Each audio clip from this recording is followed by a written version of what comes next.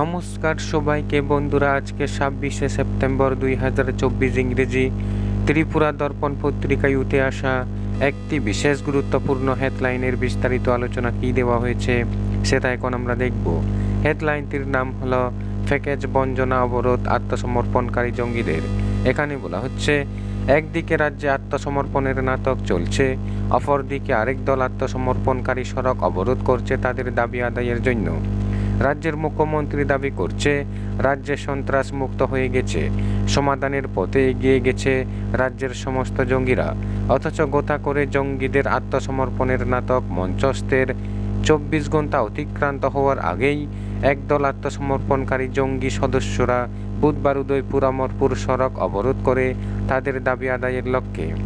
অবরোধকারীরা দাবি জানায়, পূর্বে কেন্দ্র ও রাজ্য সরকারের আত্মসমর্পণ নীতিতেই রাজ্যের বেশিরভাগ সক্রিয় জঙ্গি সদস্যরা রাজ্যের বিভিন্ন প্রান্তে বিভিন্ন নিরাপত্তা বাহিনীর কাছে আত্মসমর্পণ করেছে। কিন্তু কেন্দ্র ও রাজ্য সরকারের সুনির্দিষ্ট নীতির পরেও এখনও রাজ্যের অসংখ্য প্রকৃত আত্মসমর্পণকারী জঙ্গিরা তাদের দাবিগুলি আদায় করতে পারেনি। অথচ পূর্বে কেন্দ্রীয় বাহিনী ও রাজ্য সরকারের বিভিন্ন নিরাপত্তা বাহিনীর কাছে অসংখ্য আত্মসমর্পণ করা জঙ্গিদের সার্বিক প্যাকেজের কথা না ভেবে নতুন করে তথাকথিত বড় সংখ্যার জঙ্গি সদস্য দেখিয়ে আরও একটি আত্মসমর্পণের নাটক মঞ্চস্থ হয়েছে মঙ্গলবার জম্পুই জেলার 7ম টিএসআর সদর কার্যালয়ে।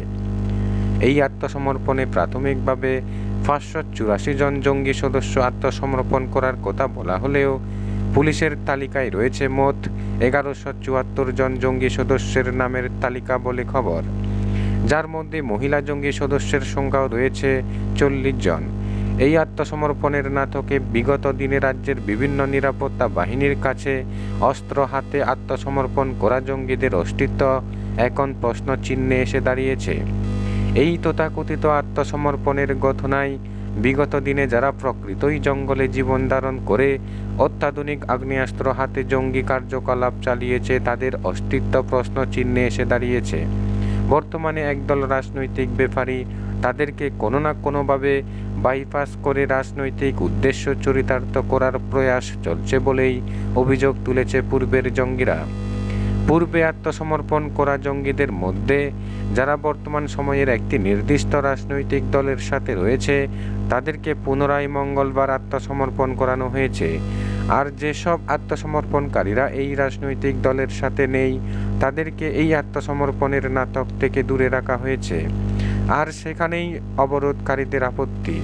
এর ফলে বুধবার একদল আত্মসমর্পণকারী জঙ্গি সদস্যরা তাদের দাবিকে সামনে রেখে উদয়পুর অমরপুর সড়ক অবরোধ করে।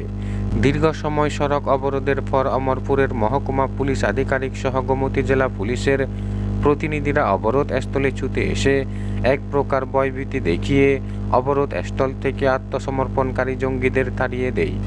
আগামী দিনে এই ধরনের অবরোধ না করার জন্য এক প্রকার হুঁশিয়ারি দেওয়া হয়েছে বলে অভিযোগ তুলেছে।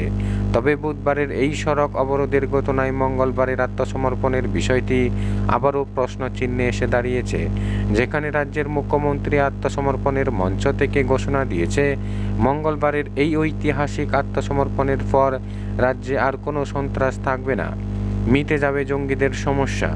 মুখ্যমন্ত্রীর এই বক্তব্যের 24 ঘন্টার মধ্যেই উদয়পুর অমরপুর সড়ক অবরোধ করে একদল আত্মসমর্পণকারী জঙ্গি সদস্যরা বিক্ষোভ দেখায়। বন্ধুরা, খবর আপাতত এই পর্যন্ত। বন্ধুরা, ভিডিওটি ভালো লাগলে লাইক, শেয়ার, সাবস্ক্রাইব করে আমাদের সঙ্গে থাকুন। ধন্যবাদ সবাইকে ভিডিওটি দেখার জন্য।